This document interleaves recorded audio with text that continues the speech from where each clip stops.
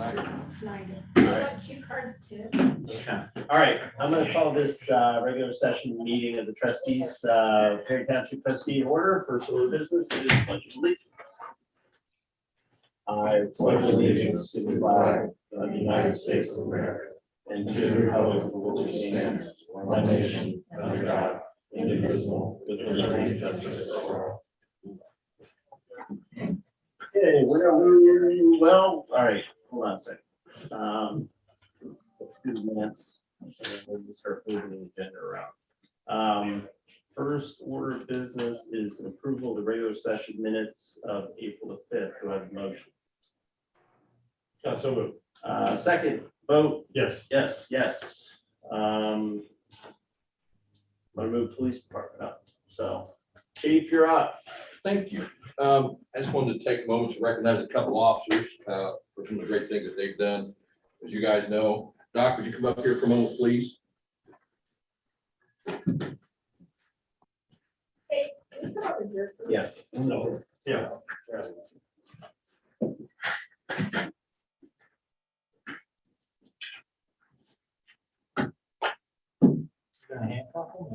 I was thinking about it. Do I want to get him here? I'll see you. Hopefully it's not. Doc, first off, as you guys know, Doc has been here quite some time. We found out that Doc started here in 1983.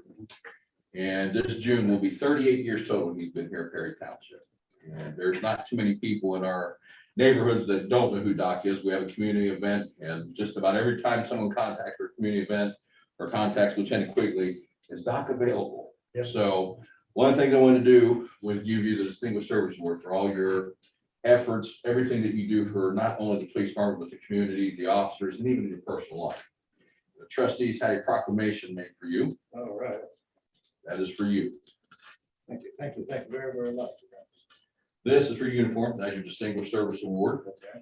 And again, we just want to thank you.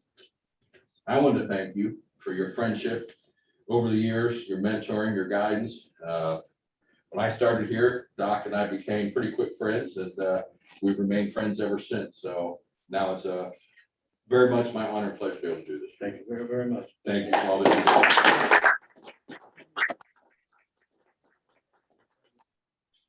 Dawn, can we get you all together there? Yeah, go for it, Chief. Within 6 feet apart.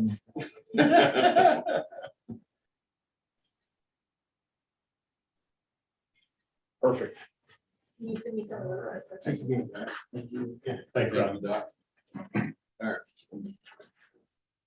All right, I have an honorable mention. Officer Marcus Miller was our 2020 officer, full-time officer of the year last year. He is unable to attend tonight, but I just want to take a moment to recognize him for all his efforts, everything he does. We kind of lean on Marcus since he's been with us, and he has become very much of an asset to our department. Short time he's been there.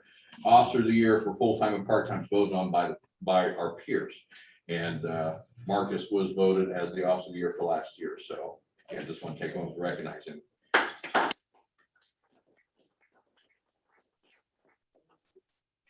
Please.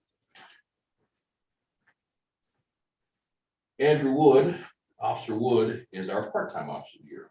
And as we all know, we need our part-time officers. They're a vital part of our police department, a vital part of our community.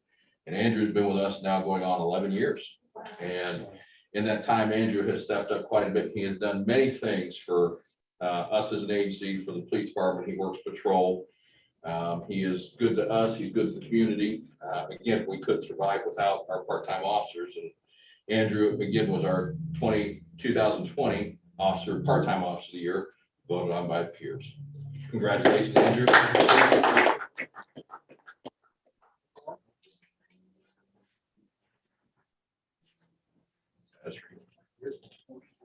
Again, thank you for all that you do, Andrew. It's very much appreciated. Thank you. Great. All right. Andrew. Hold on. Thank you. She's first.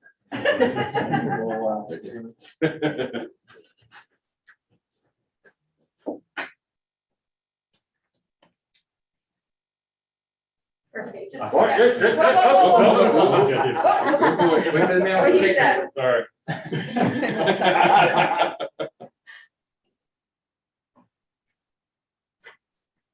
I'll make Thank him you. a positive exception. I'm trying to lose weight, Andrew. I'm working on it. Gotcha.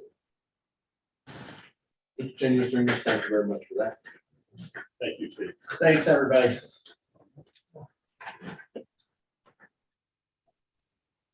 You want me to go through the rest of my agenda now? We'll go back. We'll Okay. put you back on the line. Very good. Thanks again, everybody. Andrew, Doc, thank you. All right. Good job.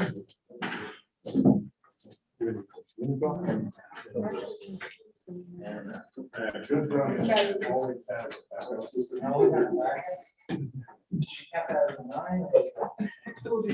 Okay, again, moving things around here, we have a guest, who is online with us, from Albert's and Albert's Attorneys at Law. You have the floor. Good evening. Yeah, How are you all tonight? good, good. Good. We asked John to be with us to talk about a couple of items. One is a water sewer district, and I'll give a little bit of pretext to that, and Andy and Beth and everybody can chime in.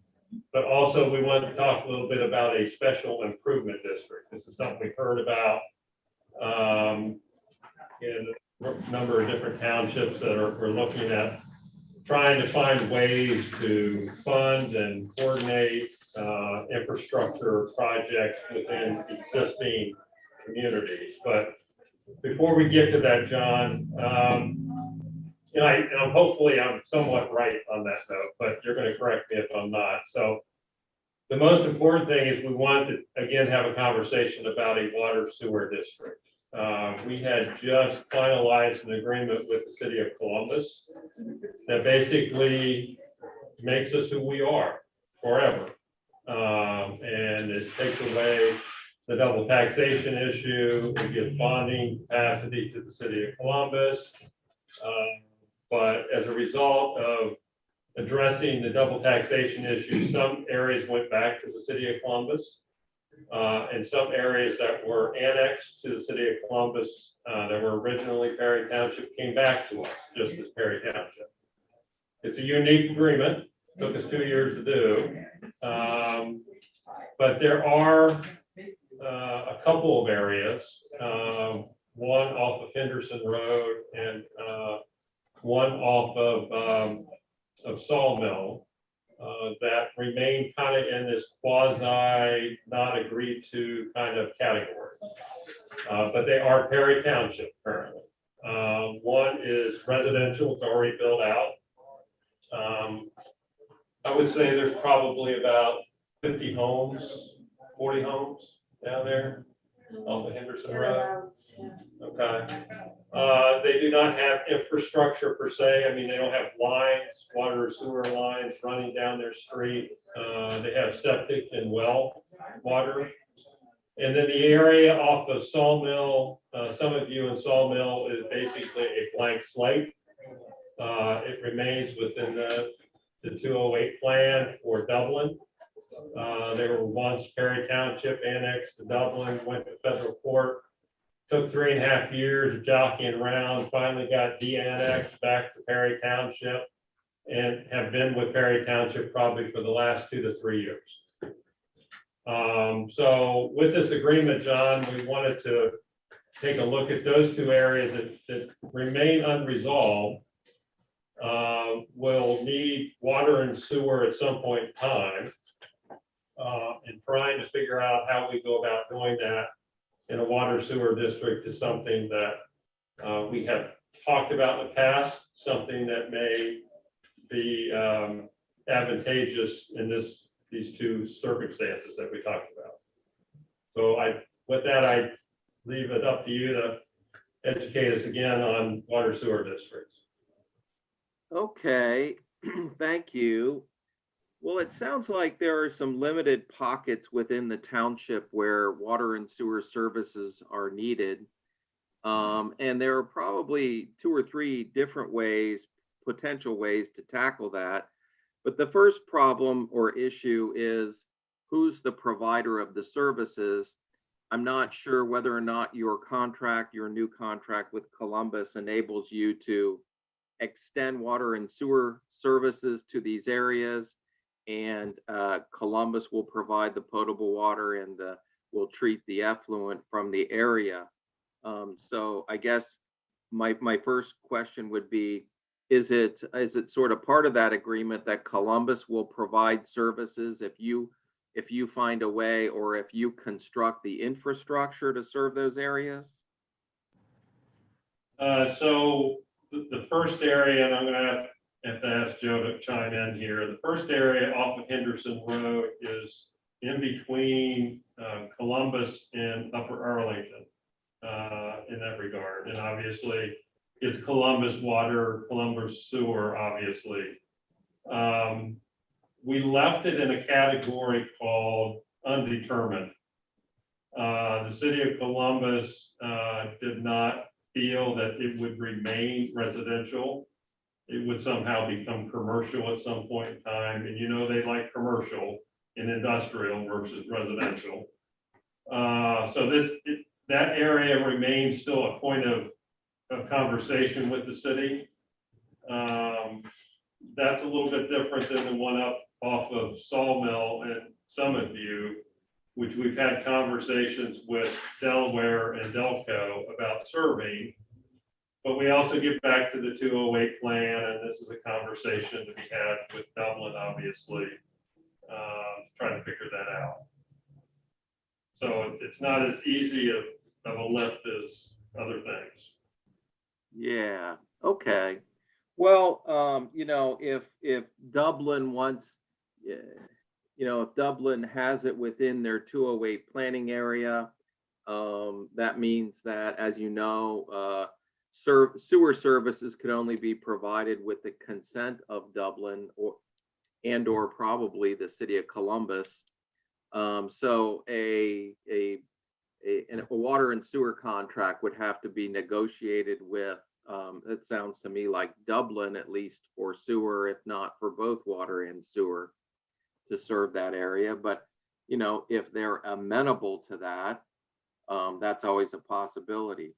So, I mean, it seems to me like your biggest challenge is to see whether or not you have a likely water and sewer provider. If you establish a district, as we've talked about in the past, you have authority to provide your own services. However, a 208 plan would prohibit that unless you got the 208 plan modified. So a 208 plan sort of more or less carves out an area, and that is exclusively the right of that political subdivision to provide sanitary sewer services to that area. But in any event, ignoring who's the likely provider, I mean, a regional district is something that a township can do. It can establish a district. I've had clients who have established districts in the past without knowing who exactly would be the ultimate provider of services, and then have sought to obtain services by contract with various entities after they're formed. So it's possible to form a district without knowing exactly who would be the service provider. I forwarded to you, and I know I've sent it to you in the past. It's a brief summary that I provide to clients that outlines the process to establish a district. And as I have indicated, just going through that briefly, any township can form a water or sewer or both, or storm sewer district for that matter, for any portion of the township.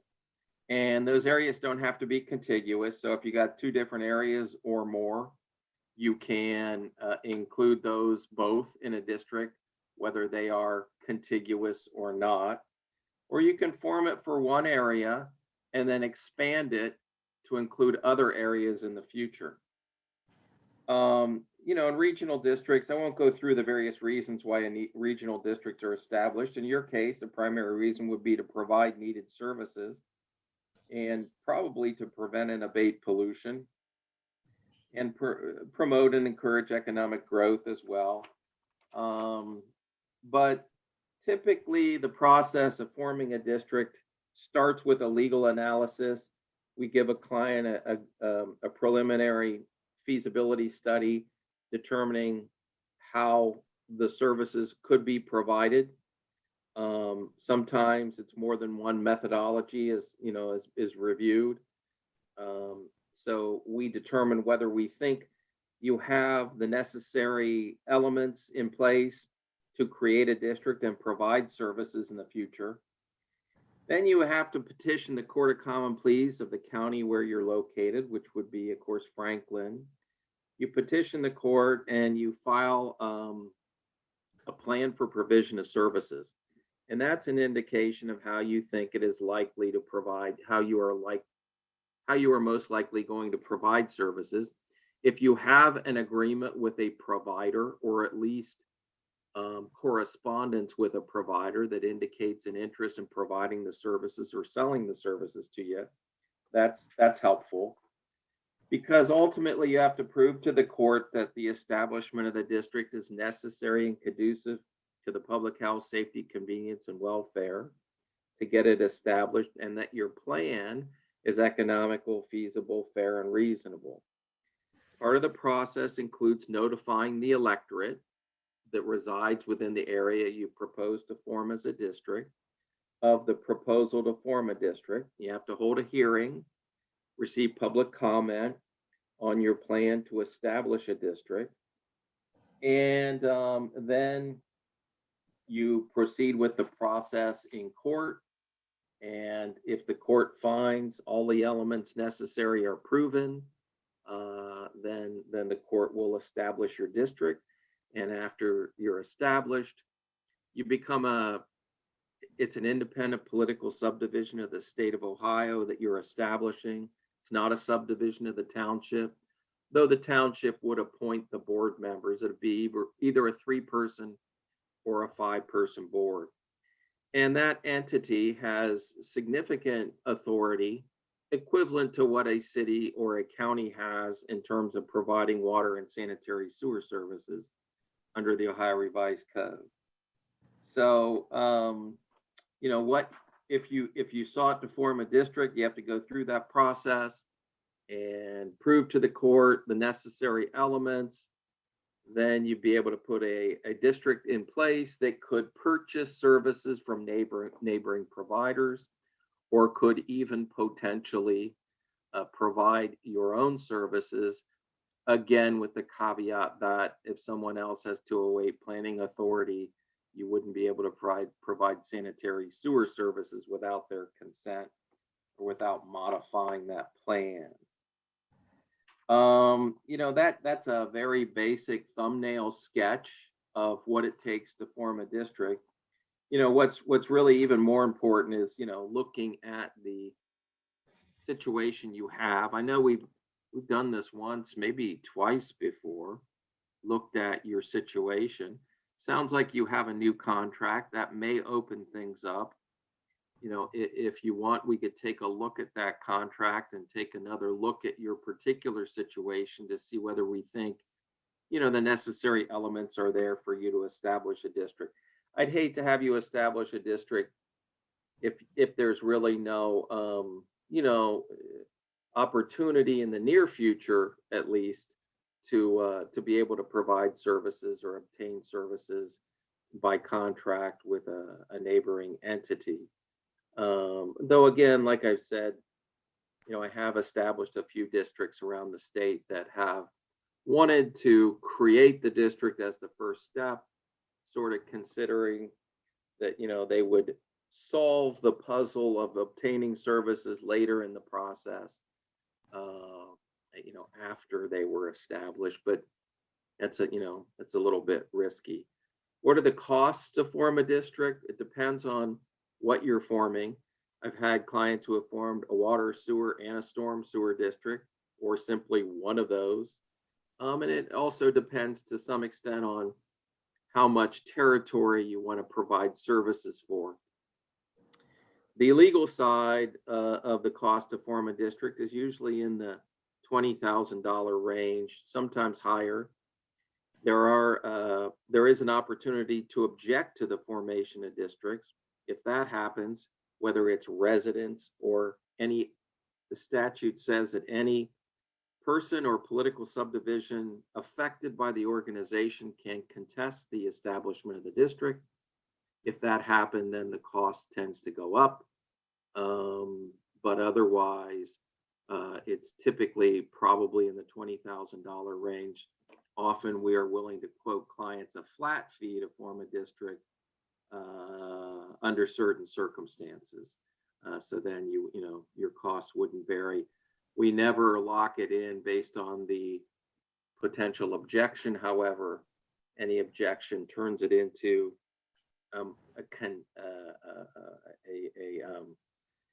a court process that's similar to a trial, in which case we have to try and prove the elements of the establishment of the district. There's a lot of thought and strategy that goes into establishing districts. We've done about 40 districts around the state of Ohio. I've never not succeeded in forming a district, though we did only succeed in forming a water district, not a sewer district, for one client that sought to establish both at one point. So, that's sort of a thumbnail sketch. Don't know if I went too fast, but are there any questions about district formation? And we can also talk about special improvement districts if you'd like to also.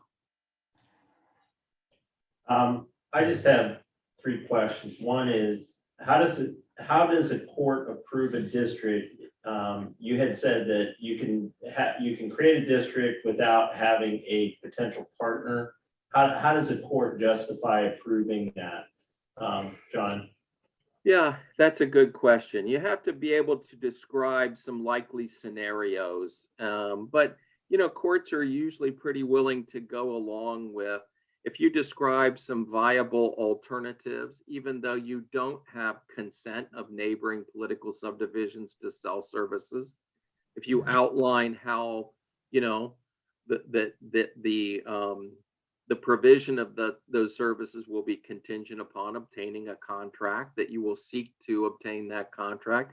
And if you do obtain the contract, the likely costs are X.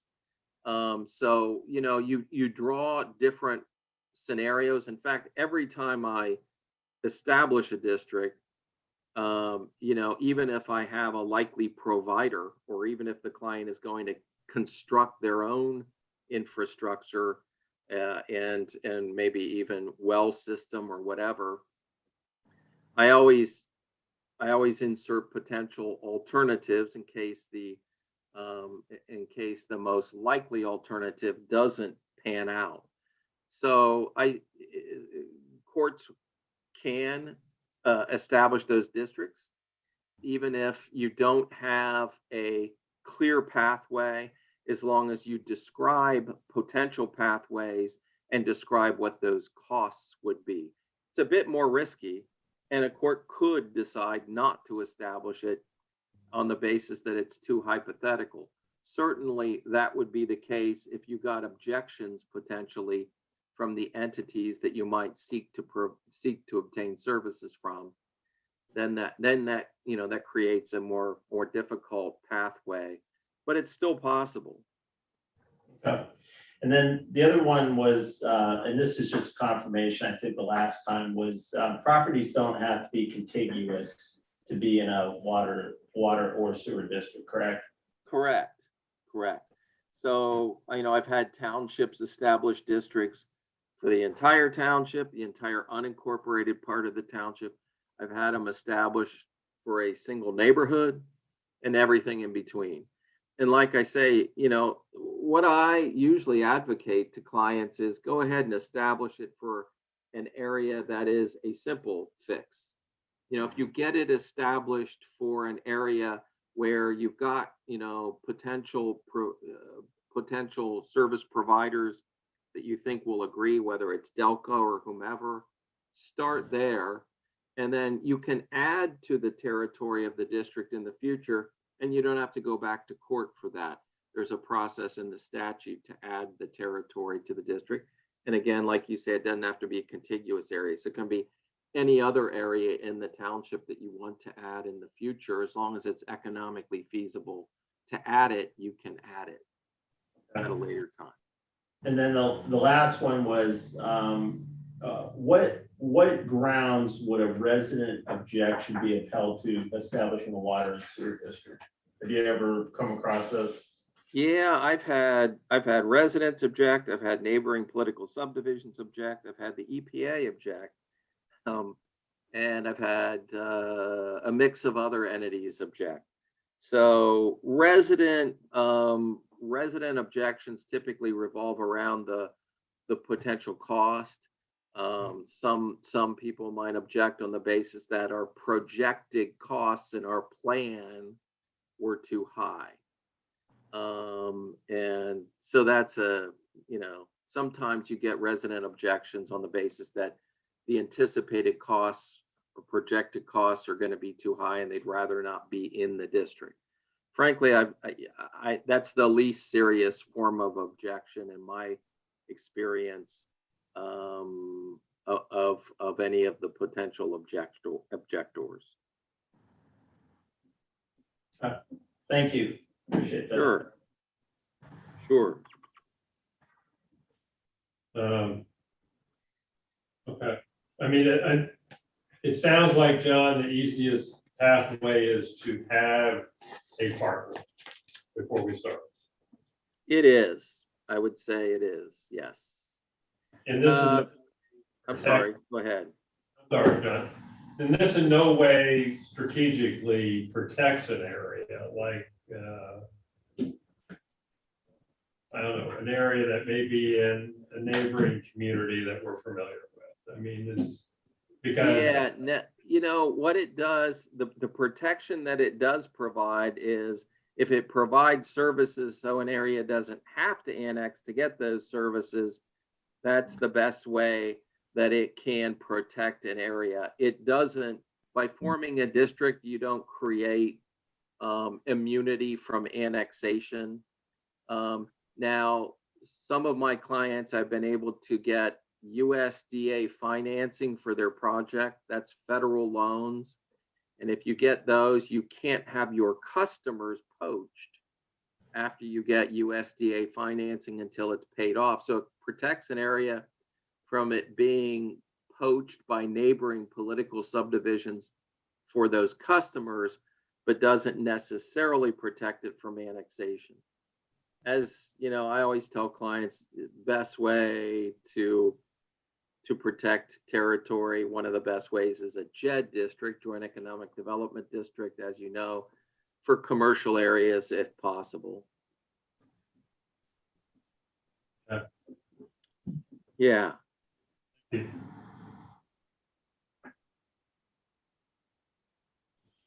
Well, John, we appreciate you being with us tonight. Sure. And we'll get back with you with some ideas, I'm sure. All right. Excuse me, I'm sorry, before you drop off there and chat, let me know if I've missed something. Is what we've just discussed also the same kind of guidelines for the special district? Sorry, yes, I apologize. Yeah. A special improvement district, yes. Yeah, I have used special improvement districts for clients where there is sort of a simplistic fix for an area. If it is just like a neighborhood and the residents are in favor of the services and in favor of and know about the costs and are in favor of it, then a special improvement district can work because it requires the support of a majority, at least, of the residents who are going to be creating a voluntary assessment to extend services to their property. It involves, as you may know, creating a not-for-profit corporation that ends up providing a necessary service.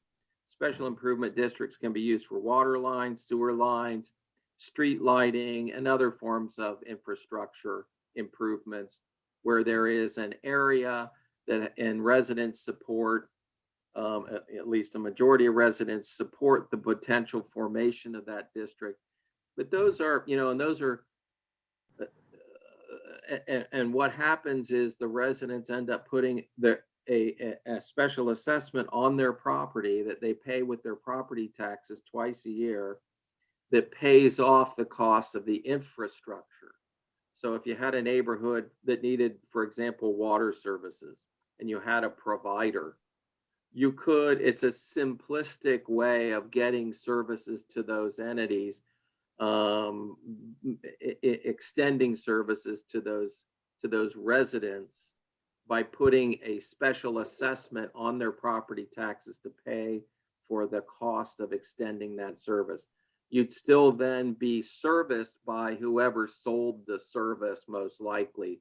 So if it were, for example, Delco, you'd be a customer of Delco. It isn't really a method whereby you create your own entity that ends up being the service provider. It's just a methodology whereby you pay for the infrastructure needed to serve an area. So it sometimes works, it sometimes fits a bill, but typically it's only where you want to, all you want is to generate the money necessary to install infrastructure. Let me mention that as we may have talked about last time we talked about this, townships can subsidize the cost of districts or the provision of services within your area. So if Perry Township wanted to pay to install infrastructure to serve an area, they could do that. You have authority under Ohio law to do that, as well as form a district or form a special improvement district for that. The benefit, one of the biggest benefits of creating a regional district is you create an entity that is then the service provider. It generates revenue, it pays off the debt, and is sort of self-sufficient. And then control over the provision of those services is retained by the district instead of someone else providing those services, if possible. But I can, if the elements are present to either create a special improvement district or a regional district, the elements are similar. In other words, you got to have somebody, a neighboring entity. If you are not in a position to provide services yourself, you need a neighboring entity who could provide those services, whether it's potable water or sanitary sewer. It's just a matter of you form a district, you're creating an entity to do that. If you do a special improvement district, all you're doing is essentially paying for the infrastructure to get that done. Is there any questions about that? I have two, if I may. Sure. So is there a general assumption or guideline that you could suggest for what establishing a special improvement district costs? Yeah, I mean, it's simpler. It depends on some of the elements and what contracts might need to be negotiated to accomplish the provision of services, but it would be less expensive than a district. I will provide to you, I've done an outline for special improvement districts as well. Be glad to send that to you. It shows you the steps, but I couldn't really quote you a price to do a special improvement district till I see what it is that you're trying to do, and whether the elements are there to make it a viable option. And then I could quote you a price. That makes sense. One other question, if I may. So Sure. In that instance, understanding that obviously the majority of residents of that special improvement district would have to vote in support of that, do all of those residents in the district have to be direct recipients of whatever that infrastructure is? Yeah, that's a good question. No, the answer is no. I mean, let's take each of the services, water and sewer, separately, because the answer differs for each. For water services, if you formed a special improvement district, and put the elements in place, and a majority voted to install the infrastructure to serve the area, you would serve everyone and everyone would be assessed. Okay, so you'd have to pay the cost for the infrastructure. That Sure. doesn't mean you'd have to connect to the service and purchase water from that provider, whoever that is. So for water, except for new construction has to connect if there's Right, available right. central water, but current residents would not have to connect. Now, for Okay. sewer, it's different, and you probably would have to connect. Okay, thank you. I appreciate it. Sure. So John, just to add to Michelle's questions, say we have a community of 100 people or 100 homes, Uh-huh. saying that a majority would have to vote and agree to be part of the district, correct? Yeah, well, yes, to engage in the assessment process whereby the facilities are constructed, yes. So how does that voting occur? What is the normal process that you would get people to, what is the proper procedure to vote on that? Yeah, let me send you my summary. Typically, there is legal counsel who leads the effort, and people sign a petition, and it's done that way. But that's after costs have been better ascertained. So sometimes you have to hire engineering services to assist with a plan before you would want to proceed to try to get people to sign a petition. But it's done by a petition process. Okay, thank you. Sure. I believe, if I'm not mistaken, that it requires 75% of the property owners. Yeah, as I was sitting here thinking about, I haven't done a special improvement district for some period of time, and I think you may be right. I have to look at my own outline. Well, we'll look forward to it, John. Thank you. Thank you. Okay. Any more questions? Hearing none. John, thank you so much for your time. We really No appreciate it. problem. Uh-huh. Thanks. Thanks again.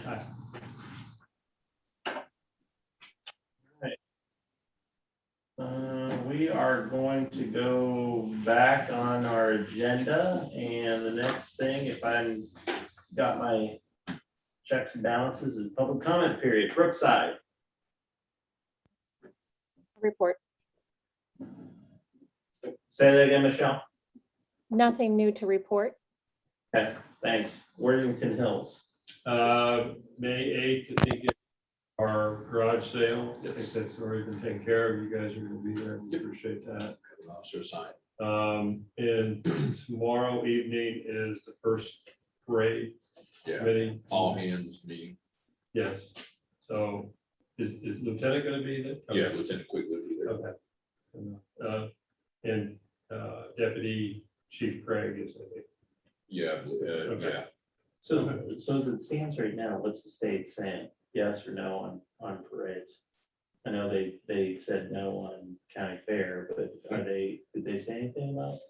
We haven't, no, nothing's come out. Nothing has been addressed yet as far as any of the parades go. My guess is if it is gonna be addressed, it'll probably be in the next 30 days. There's a planning process. Yeah, but there's nothing that's been sent out about that yet. Next is zoning. I guess that's me. The new thing, so under old business, and it's always new business, is motion to declare the property owned by Naomi L. Taylor located 987 Markstone Drive in Perry Township, Franklin County, a nuisance. I so move. Second. Vote. Yes. Yes. Nothing under new business, so down the road department. Evening, guys. Start with new business. I'd like to get the board's approval to contract Pavement Technologies to apply Rejuvenator to last year's paving. It'd be Blind Brook Drive, Northway Drive, Park Ridge Drive, and Park Ridge Court. at a cost not to exceed $11,663. And I so move, Mr. Chairman. I'll second, vote, Yes. yes. Moving on,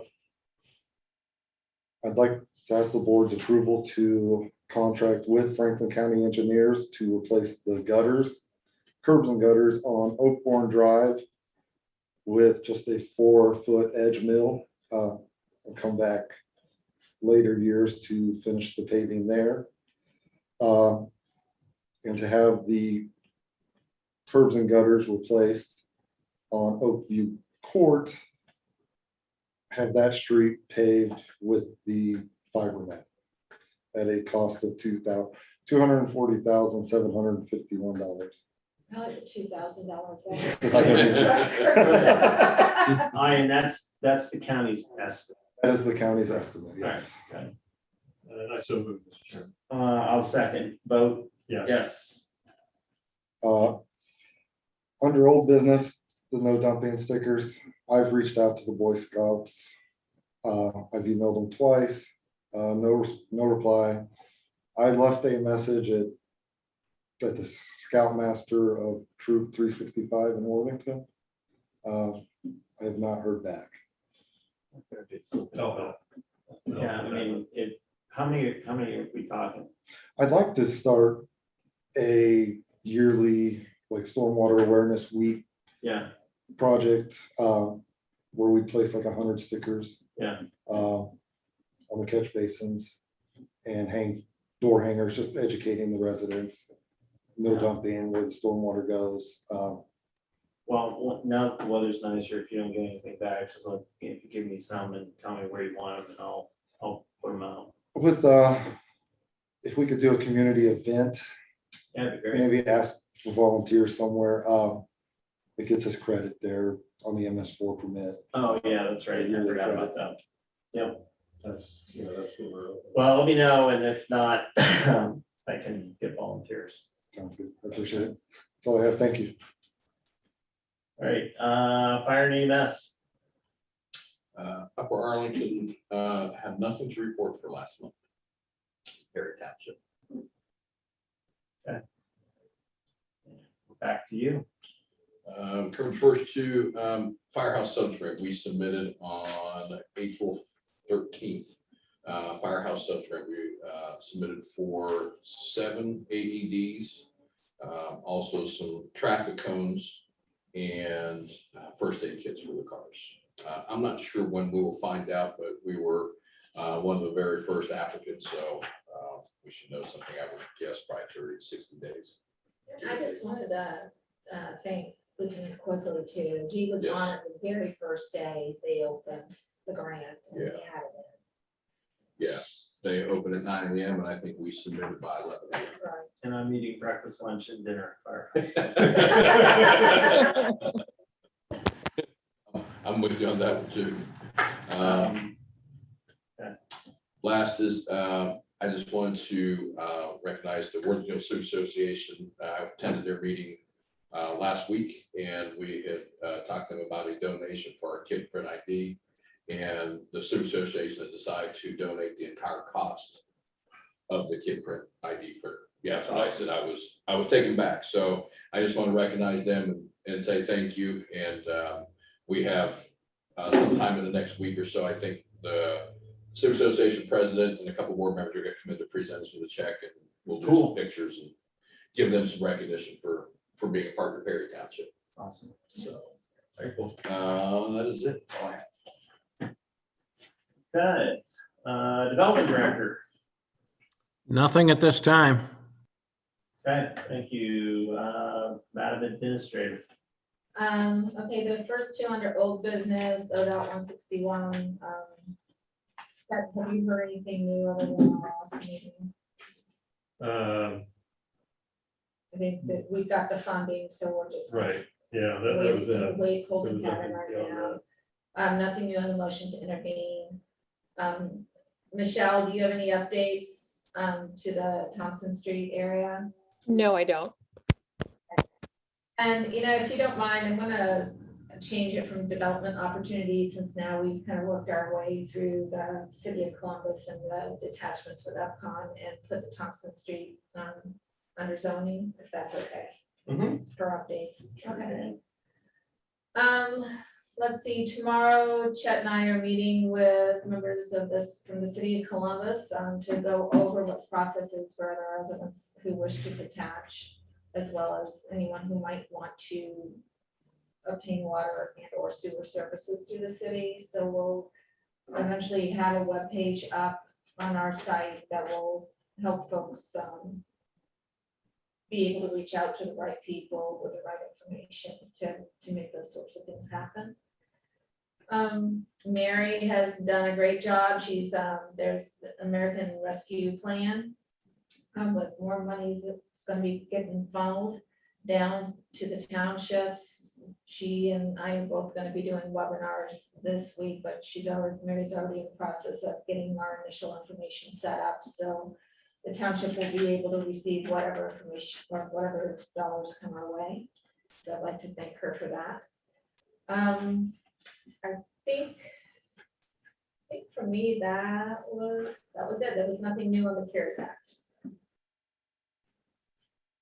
Okay. Fiscal officer.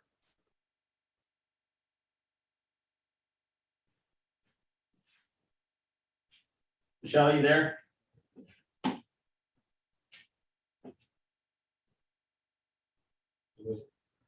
She's not muted.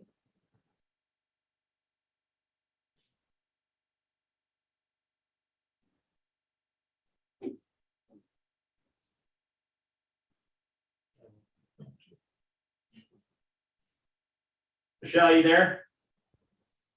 I'm sorry. You're up. Oh, my apologies. I didn't even hear you. Request a motion for approval of payroll and disbursements. I'll make that motion. Vote. Oh, sorry. Oh, yeah, Got it. yes. Yes. Yes. All right. Yes. Anything else? Hearing none. Anything else for the good of the cause? Nothing? Motion to adjourn. Second. Vote